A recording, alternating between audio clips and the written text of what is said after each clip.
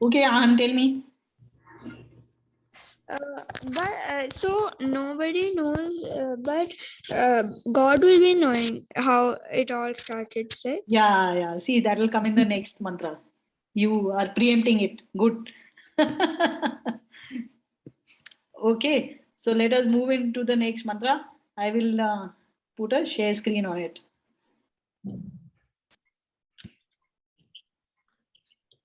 Yam visrishtir ababhuva इयं इयं विसृष्टिर्यत विसृष्टे आबभूव बभूवः यदि वा दधे यदि वा न यदि वा यदि वा दधे यदि वा दधे न यदि वा न यो अस्याध्यक्षः परमे व्योमन् यो यो अस्याध्यक्षः परमे अस्याध्यक्षः परमे व्योमन् व्योमन् सोऽङ्गवेद यदि वा न वेद सोऽङ्गवेद यदि वा न यदि वेद. वा So I will show you the literal meaning first.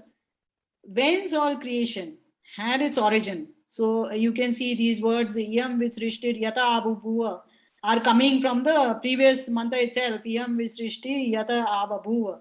So whence all creation had its origin, whether he fashioned it or whether he did not, that is God. Yo Asyadhyakshaha Parame Vyoman, he who surveys it all from highest heaven. So Angaveda Yadivana Veda. He knows, or maybe even he doesn't know.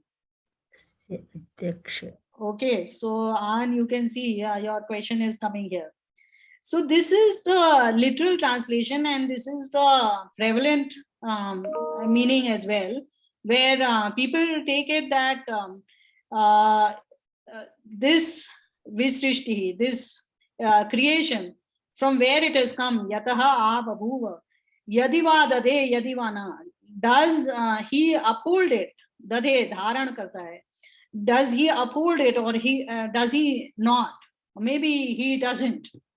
And Yaha Asya Adhyaksha, the one who is the Adhyaksha, the supervisor of this universe, Parame Vyoman, who is sthit in the subtle Akash.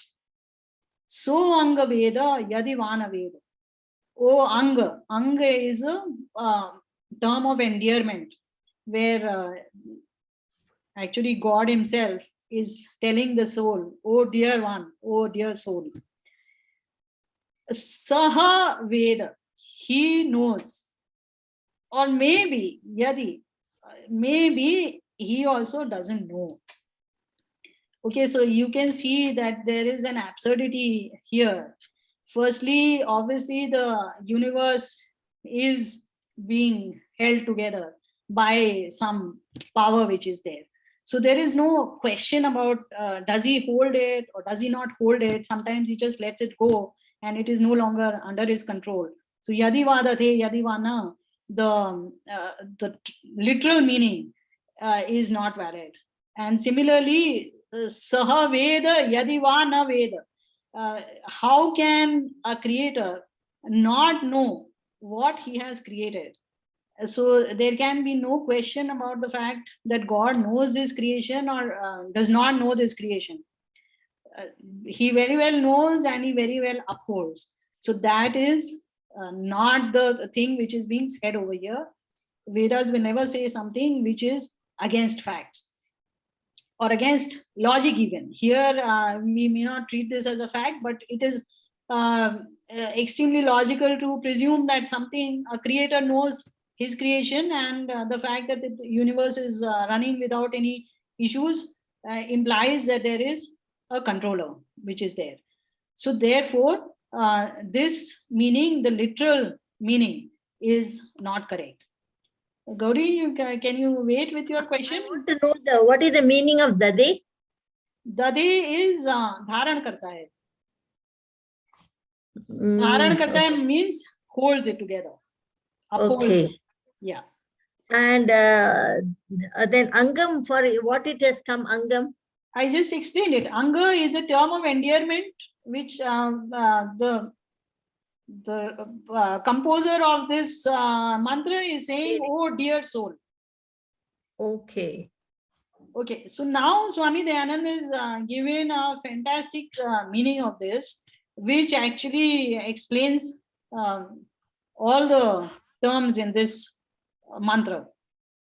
So he says, Iyam visrishtir yata abhavuva. This universe, from where it has come, he holds it together sometimes, and he doesn't at other times. That means during the period of creation, he is the one who is managing this whole universe. And there is a time in which he does not manage it, and that is the time of pralay. Okay, so pralay is indicated by nadadhe. It does not mean that while the universe is on, he leaves it and lets it go and gives up the management. That is not what is implied. What is meant is that there is a period in which there is no universe and he does not have to manage it. So not only is he not managing, but also the universe is not there for him to manage. So yaha asya adhyaksha parame vyuman. So the adhyaksha of this, the supervisor of this universe, O anga, saha veda, O dear soul, know him. Okay, it doesn't mean he knows it. That is anyway understood. Anybody who is reading all these mantras by now has come to know that God has created it, and therefore a creator will know his creation. But this is saying that, oh dear soul, your main motive in coming into this world is to know that creator, that supervisor of this universe, that manager of this universe, that creator of this universe. Yadi va na veda, if you don't know him, if you don't come to know about him during this life, then this life has been meaningless for you. You have wasted your time on this planet. And the whole purpose of connecting you with this body has been fruitless. Okay, so if we take this meaning, then obviously it is a worthy meaning of a Vedic hymn. But you will notice that there are a number of words which are missing if we take that meaning. The literal translation does work out to be the way we saw in this small English translation.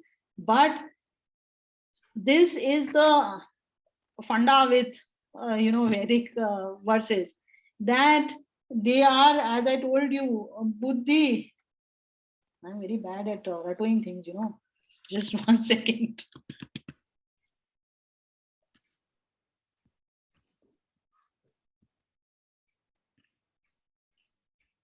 This Vaisheshik Darshan tells us that actually all the Vedic mantras are written in an intelligent format. Buddhi Purva Vakya Kritir Vede.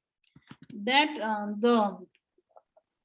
the creation, the syntax, the semantics of Vedic sentences is an intelligent creation. It cannot, by implication, it cannot be understood by somebody doing just a literal translation.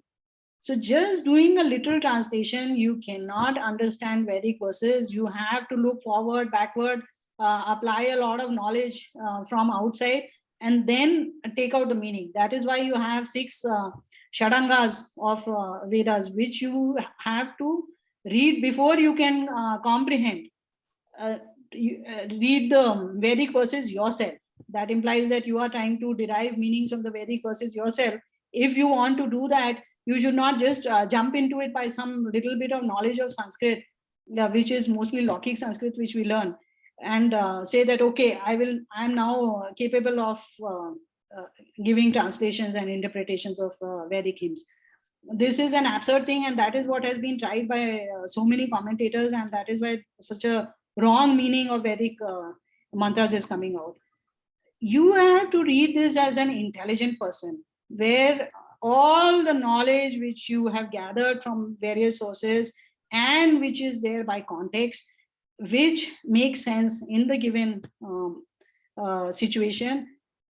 And plus, you have to be a seer who does a sakshatkaran of the mantra. So then only you are actually worthy of making an interpretation of a Vedic verse. Just by knowing Sanskrit, it's not good enough. Obviously, that does not mean that you should not know Sanskrit. That is not the idea. The You should know Sanskrit. It will help you better to understand these hymns. As you can see, even in this small class, those who know Sanskrit are understanding a little bit more than the people who are not understanding Sanskrit, because the words are not clear to them. So that is a given, but that does not mean that that's the only thing which is required here. Okay, I have to tell you something more about this verse. So here, by this Buddhi Purva Kriti, God has told you, firstly, he has indicated to you that there is a time of Srishti and there is a time of Pralay. Okay, we cannot see this directly in the verse, but the seers are able to see this meaning in this verse. So if somebody asks you from where is this concept of Pralay come in the Vedas, this is how the concept of Pralay has come in the Vedas. You will not see it written anywhere in the Vedas that there is a Brahmaratri and Brahmadin. These are all names which are given later on by the seers themselves as we go down the ages. But the concept has been given by the Vedas. Similarly, Saha Ve Anga, He Anga, Sa Veda, Yadivana Veda. So here actually it should be Tam Veda. So the Vibhakti Vyatyaya which has happened over here, that means the case has got changed. That is another thing which is which typically happens in the Vedas, which you will yourself, when you start reading the Vedas, you will see that many times the meaning of the verse cannot be made at all unless you do a Vibhakti Vyatyaya. And sometimes, as in this case, you could have a meaning with the given Vibhakti, but that meaning is worthless. So you have to do a Vibhakti Vyatyaya in that case. Of course, we cannot do it ourselves. It is seers who have to tell us, rishis who have to tell us that this is how you have to do it. So, he ang tam veda, yadi vana veda, tari moksham praptum na arhati. That is the meaning here. So, the other thing which I want to draw your attention to over here is Yo asya adhyakshaha parame vyuman. That adhyaksha, that overseer, that supervisor is present in this subtle akash. So what is this subtle akash? First, if we look at just the very top level thing, I must tell you that here also there is a Vibhakti Vyatyaya. This Vyuman is occurring in Prathama Vibhakti, but actually it is to be read in the Saptami Vibhakti. Because Parame is also in the Saptami Vibhakti. This is to be read actually as Vyomani. Parame Vyomani. Okay. The Adhyaksha is sitting in that subtle Akash. Yes, Anuj. One observation and one question. Observation is very straightforward. It looks like in the 6th and 7th, 6th is like a questioning verse which is answered in 7. In my mind. Correct. It seems to be the 7th seems to be giving the answer to the 6th. You are exactly right. Okay. But if you notice a little more subtly, here in the 6th, we are actually talking of the Upadan Karan. Okay. We are talking more about from where has this universe originated. That means the primordial matter is actually the thing which is being discussed here. That is why we said Arvak Deva Asya Visarjanina. So Deva there also meant natural forces, because we were talking of Upadan Karan. So even though this is Yam Visishtir, Yata Ava Bhuva, the same words are following here. we have moved to the Nimitta Karan over here, and we are talking of God, which we can figure out from the fact that we are saying Yaha Asya Adhyakshara. So we are not talking now anymore of the matter which is there, but about God. Oh, okay. So the sixth verse is only doubting the origin of the Upadana, but there is no doubt about the Nimitta, which is in the seventh. Non-knowledge, not the Upadan Karan, but the knowledge of how that Upadan Karan was. What was that Upadan Ha, Karan? How ha, it originated, it became so big as this universe. ha. That means we really don't know. That's admission. Okay. Yeah, no, rather God is telling us that you will never know. So there is no point in working very hard to figure it out, because that is an area which will always be little unknown to you. So don't worry about that. It will be unknown. Mhm. Okay, you will come to know a little bit. I mean, God himself is giving this knowledge to you because he wants you to know something about it. Otherwise he need not have given anything at all, but he's telling you that in case you think that you will come to know everything, no, that you will not.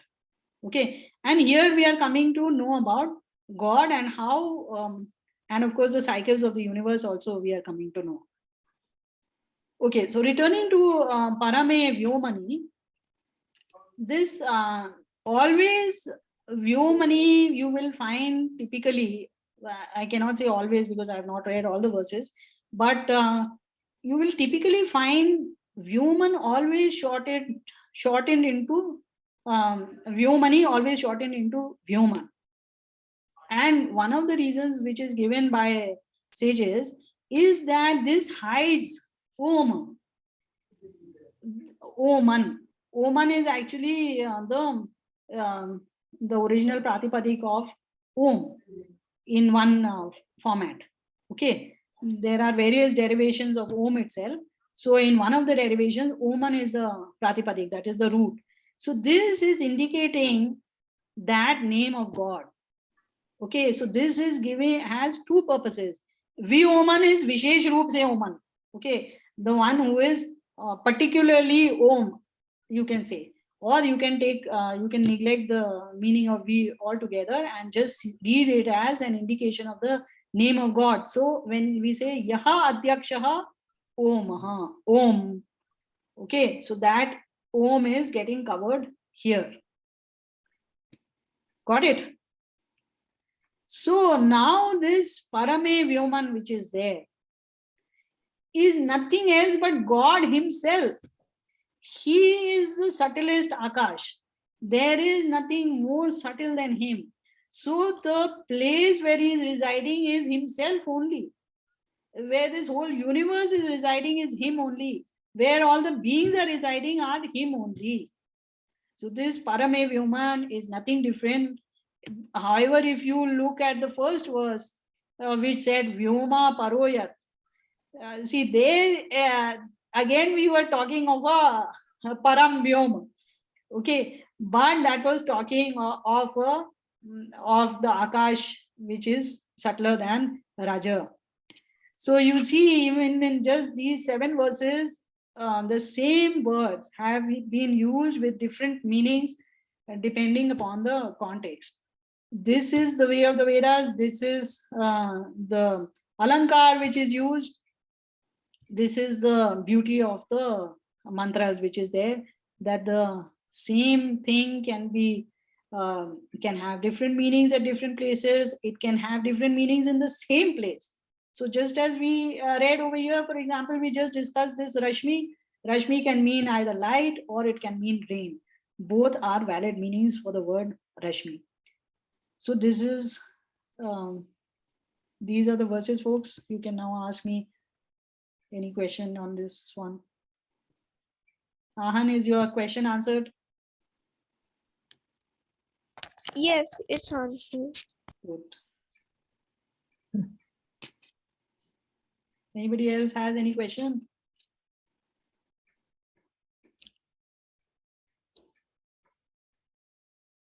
Can you This give name. Yes, Anuj. Go ahead, Go ahead. Ahan. Okay, Ahan, go ahead. uh, Can you give a full summary of everything? Yeah, maybe we cannot, maybe we can fit it in the time. But before that, let me just finish with the questions on this one. Anuj, you wanted to ask something? No, only so the name of the sukta comes from the first three letters, basically from Nasat. Nasat. Yeah, first two letters. Na asat. And yasam pratyay. Correct? Got it? Yes, yes. Okay. So is everybody okay? Okay. I am presuming that there are no more questions. So I will now. Maybe once if you read through also, I mean, just we recite through this once, all Yes, yes. seven. We will definitely recite through before we end. I'll just go over the meanings once quickly. All right. So, na asat asit, na sad asit, tadani. In the beginning. See, again, there are so many hidden things. When tadanim is said, it just means then. So now a foolish person can say, what then? This Vedas are not telling us anything. What time is it talking about? So maybe it is talking about now. Maybe it is talking about the moment before. So these are things which you will always find in an intelligent person's writing, that some things are taken as understood or which will be explained by later uh, statements. So in this whole thing, you have to take the context as one and then understand all of them together. We have to keep all the mantras in our minds at the same time and then read them. It cannot be that you can read one mantra out of context somewhere in the middle. Some mantras you can do and still make a meaning out of it, but that is rare. Usually the context is most important. It is like a poem.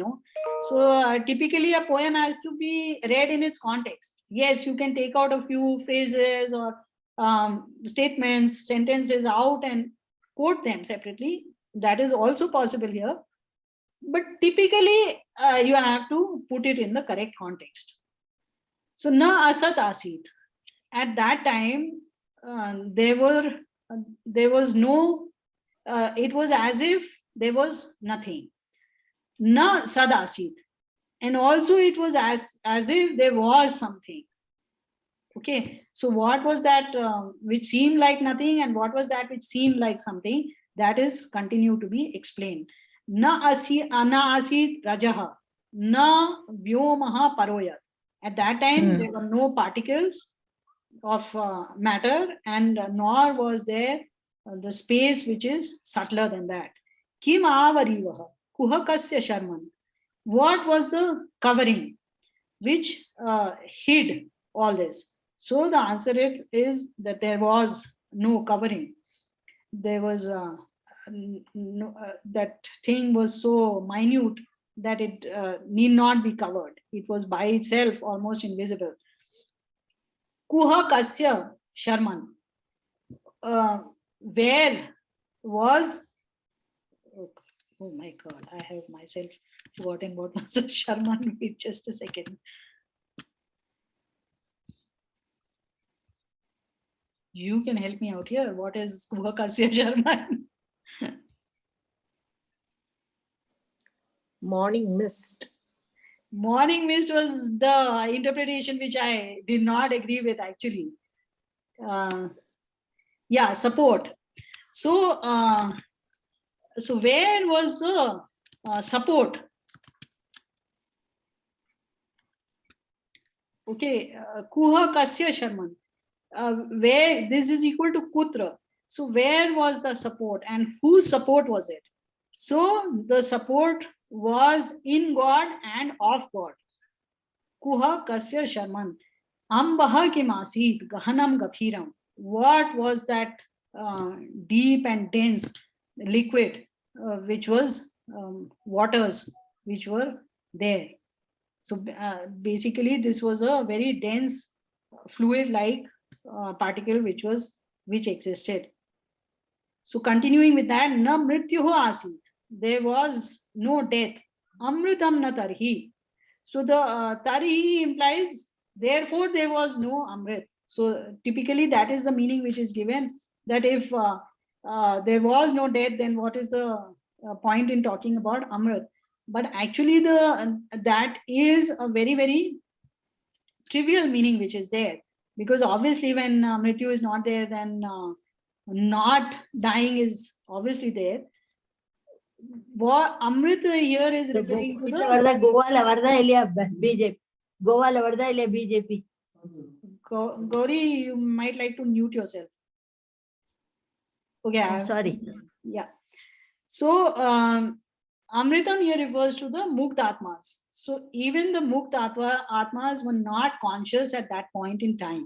So they also did not exist, quote unquote. Na ratryaha ahanaha asit praketaha. There was no sign of night or day.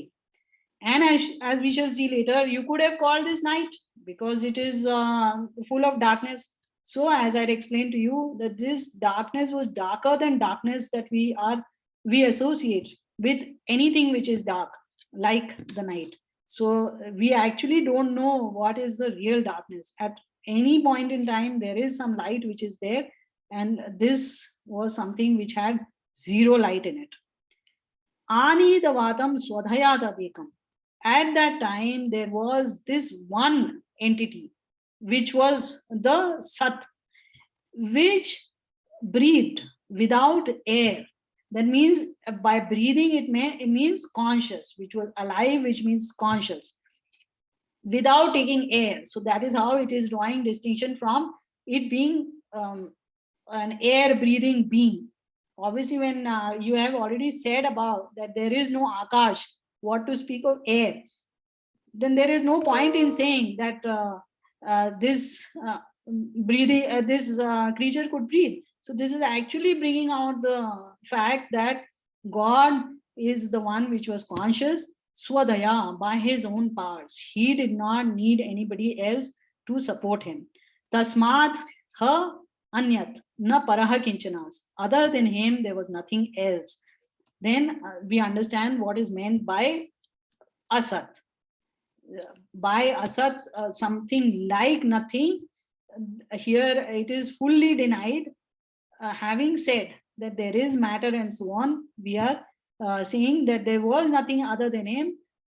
What the verse is saying is that that was not in a working condition. The souls were in a stupor, they were not conscious, which is their primary quality, that they are consciousness personified. And matter was not in a state in which it was producing things, which is also its activity. So both were lying inactive. Tama asi tamasa gudam agre in the beginning. So tadanim, now we connect with agre here, in the beginning of the universe.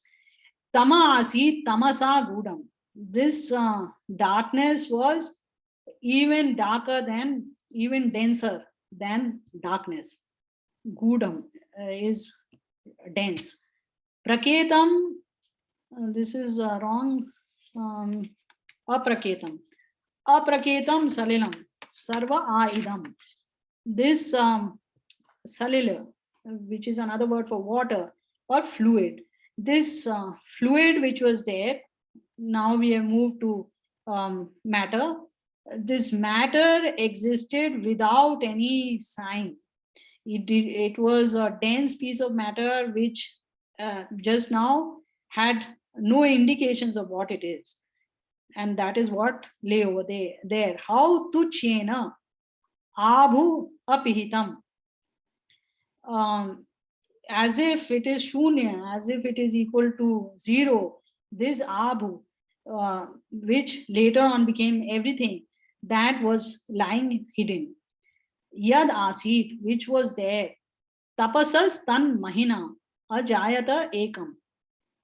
From the tapa of this one, tad ekam, through the tapa of the greatness of that tapa, tapasaha mahina, through the greatness of the tapa of that one more thing, came into being. What thing? Mahat. That is also hidden in this word Mahina. So Mahat is the thing which originated out of this Karana Prakriti. Kamastadagre samavartad adi. In the beginning, there was only one thing, that was desire. So when we take in the context of God, God had just this one desire, one intent, that I have to now create this universe. With that, he said about it in a single focused way. Manasaha retaha prathamam yadasit. Manasaha is then to be interpreted as God. So with that karma of mana, the first particles were born. Which were these particles? These were the precursors of protons and neutrons and the particles that we know today, which now we know they are composed of quarks and gluons. So those kind of primordial particles came up first. Sato bandhum asati niravindan hridi pratisha kavayo manisha. Kavis, the ones, the seers who can see beyond normal things which are visible to us directly, through their distinguishing parts, discriminatory parts in their mind's eye, they are able to distinguish how from asati, from this asat, that is the primordial matter, in that primordial matter, because this asati is actually in saptami, so in that primordial matter, the karya prakriti is tied to that, how from that primordial matter the karya prakriti arises. So here Sata now has become karya prakriti instead of God, which had been the meaning here. Now Sata has become karya prakriti. Okay. Karya prakriti is all the later transforms of nature, starting with Mahat. So I have put in a chart of the transforms of nature. I think I won't get time today. Quickly, let me go over the rest. If we get some time, we'll try and do it. Okay, so that is the first meaning. Then when we take the adhyatmic meaning of this, then we apply it onto the soul. So then it says that the soul, the only thing which remained in the soul, you can say, was his desire to consume nature. Because of that desire, the seed of beings was created. This seed is your genetic material. So that DNA was created and beings came into being because of their desire to consume nature. If they did not have that desire, then those souls, those free souls, they just became conscious and started enjoying as they had enjoyed in the previous universe. But those who had this desire, that desire was the driving force for the next phase of their being, which was to get connected to another body. And then these sages are able to see how that Sata, now Sata here means the soul, that soul is tied to this asat, which is this body, because of these desires. And knowing that, they niravindan, they lose all their desire for this material world, and they become renunciates. Tirashino vitato rashmiresham athaha svidasit upari svidasit. So I think this we have covered many times. Let me anyway tell you quickly that if we look at the Adidevic meaning, that when the atoms started forming, and then when they started moving into their ground state as the universe expanded a little more. See, if you, one more thing which I wanted to show you,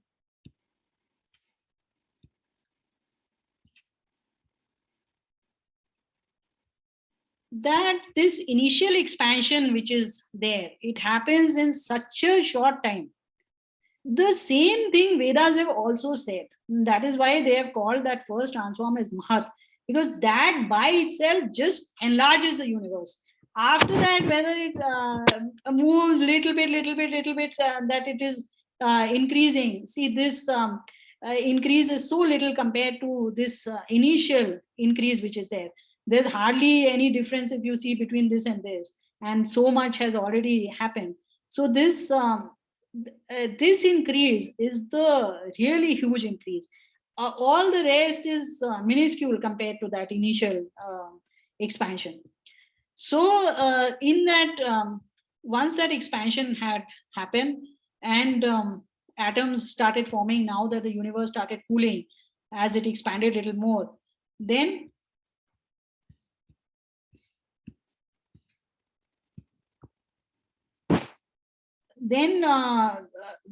the atoms started generating light as they do even today, and that light was spread everywhere, and that you can take as that microwave background radiation which exists in the universe even today, or you may not take it. Okay, as I told you, this is my connection. You please take it with a pinch of salt. Retodha asan, mahimana asan. These atoms which now formed, they contained those primordial particles which are mentioned over here as reta. They are made of those, and they are made of the initial transform, that is mahat. Or that mahat forms a different particle which is makes up your buddhi. Both meanings are here. Swadha avasthat, prayatihi parastat. So these initial particles, this retodha, they are swadha, swayam dharayati iti swadha. They are able to exist by themselves. They don't need any other thing to help them.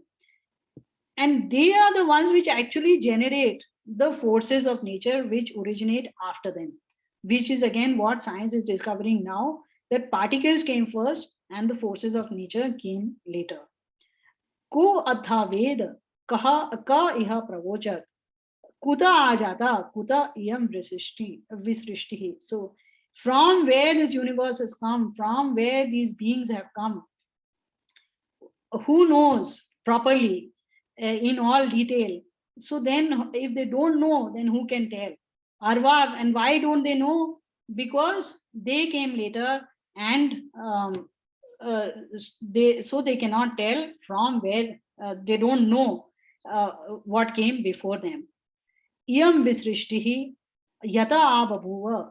This creation, actually from where it has come, that adhyaksha, he holds it, manages it during the period of Srishti, and then he gives up on it, destroys it during the period of Pralay. He exists in this Parame Vyuman, which is actually him only. Saha Anga Veda. Hey Anga Tam Veda. Oh dear soul, please in this life work towards discovering him. Because if you don't discover him, there is nothing else to know. This, you will continue in this cycle of birth and death, eating and reproducing and resting, and this cycle will just go on and on and on. And it is just a repetitive thing. You would not have gained anything much. If you have to really gain something out of this life, find him. This is the ultimate message of this verse, Rgveda. of this hymn. Okay, so we have, I don't know how much time left, less than a minute. So neither can we repeat, nor can we repeat the Shanti part. Shall we try the Shanti part quickly?